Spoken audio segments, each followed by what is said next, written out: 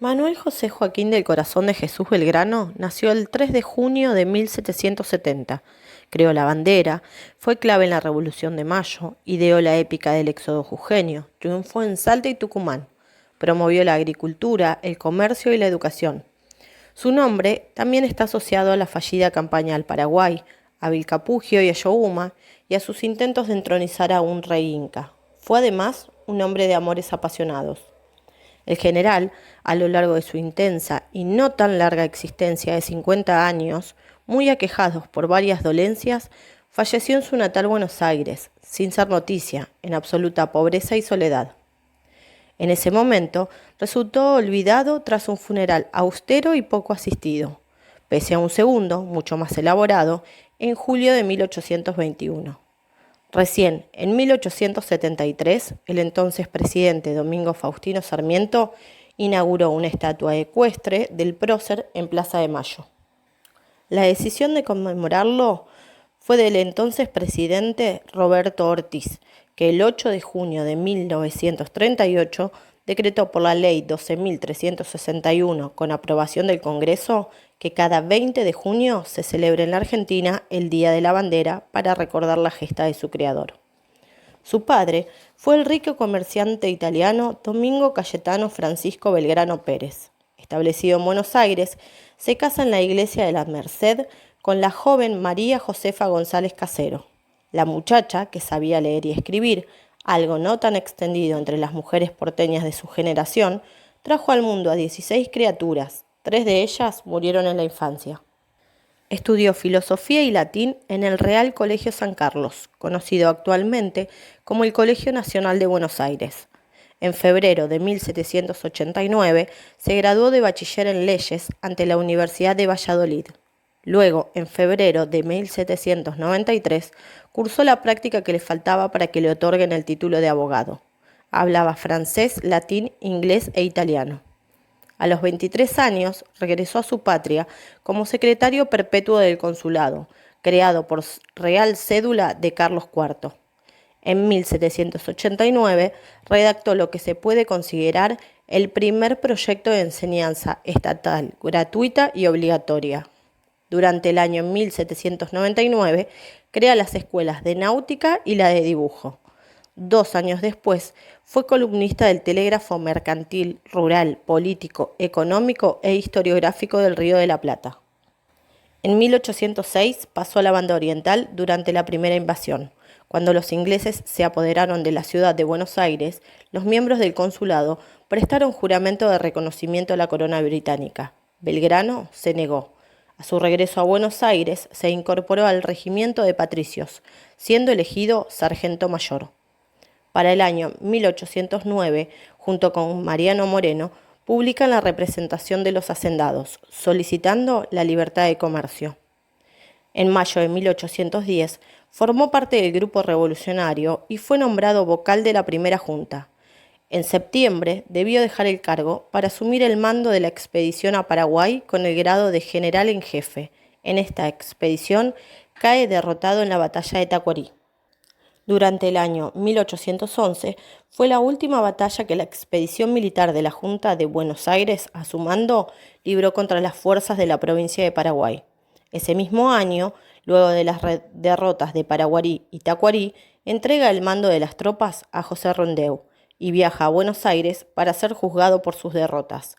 Allí es sobreseído y se le restablecen sus grados militares.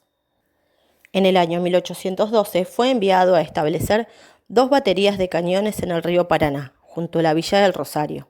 Allí enarboló por primera vez el estandarte que diseñó para sus tropas. El triunvirato, a través de su secretario Bernardino Rivadavia, se opuso y le ordenó guardar esa bandera y seguir usando la española, ya que esto significaría una ruptura total con la monarquía, lo cual no gozaba del consenso total entre la élite porteña. Sin embargo, Belgrano decidió seguir adelante con su proyecto. Entre el año 1812 y 1813 se sucede la campaña al Alto Perú. Después de su paso por Rosario, fue enviado a hacerse cargo del desorganizado Ejército del Norte, que se encontraba en retirada luego de sus derrotas. En la ciudad de Jujuy hizo bendecir la bandera y con ello motivó a las tropas para el rearme.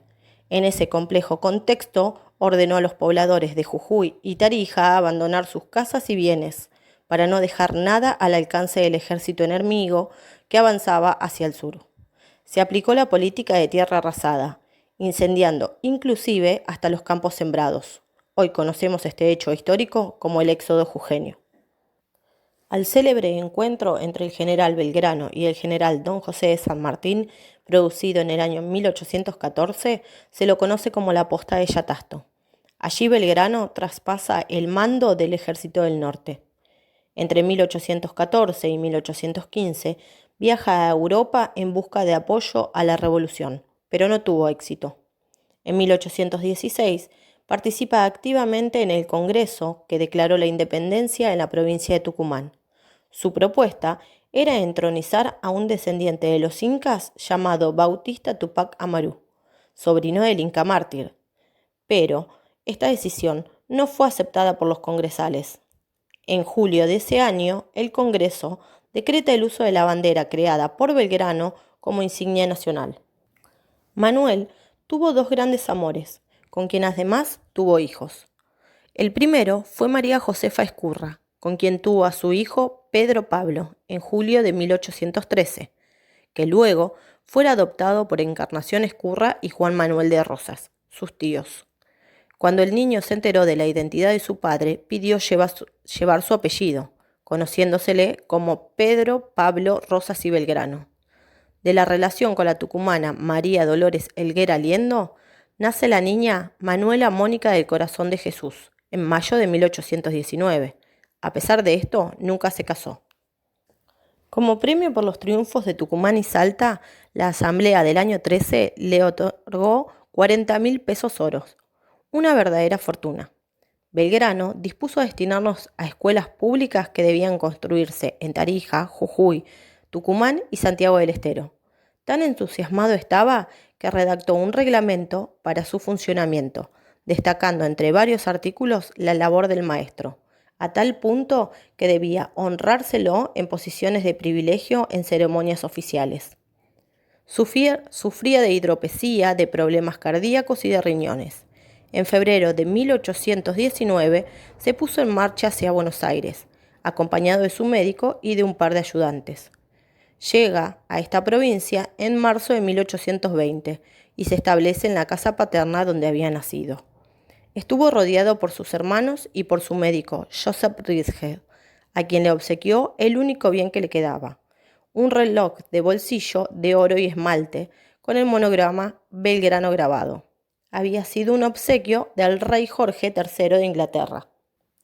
Murió a las 7 de la mañana del 20 de junio de 1820, en una Buenos Aires anárquica y asolada por la guerra civil, que llegó a tener en ese día 3 gobernadores distintos, Ildefonso Ramos Mejía, Estanislao Soler y el Cabildo.